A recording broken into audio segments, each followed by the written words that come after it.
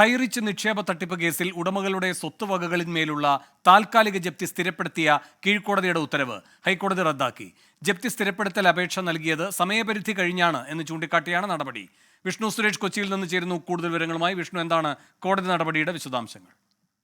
വേണു, നവംബറിലാണ് 200 കോടി രൂപ വരുന്ന ഹൈറിച്ച് ഉടമകളുടെ സ്വത്ത് ജപ്തി ചെയ്തത്. അതിനുശേഷം അത് സ്ഥിരപ്പെടുത്തുകയും ചെയ്തു. പക്ഷേ ഈ ഉടമകൾ കോടതിയെ അറിയിച്ചത് സാധാരണഗതിയിൽ ജപ്തി സ്ഥിരപ്പെടുത്തുന്നതിന് വേണ്ടി അപേക്ഷ നൽകാൻ സമയമുള്ളത് 30 മുതൽ 60 ദിവസം വരെയാണ്. എന്നാൽ ഈ മാർച്ചിൽ മാത്രമാണ് സർക്കാർ ഇത്തരത്തിലൊരു സ്ഥിരപ്പെടുത്തൽ അപേക്ഷയുമായി എത്തിയത്. പിന്നീട് കീഴ്ക്കോടതി അത് അംഗീകരിക്കുകയാണ്. ഇത് ചട്ടവിരുദ്ധമാണെന്ന് ചൂണ്ടിക്കാണിച്ചാണ് ഈ ഉടമകൾ കോടതിയെ സമീപിച്ചത്. അത് കോടതി ശരിവെക്കുകയും ചെയ്തു.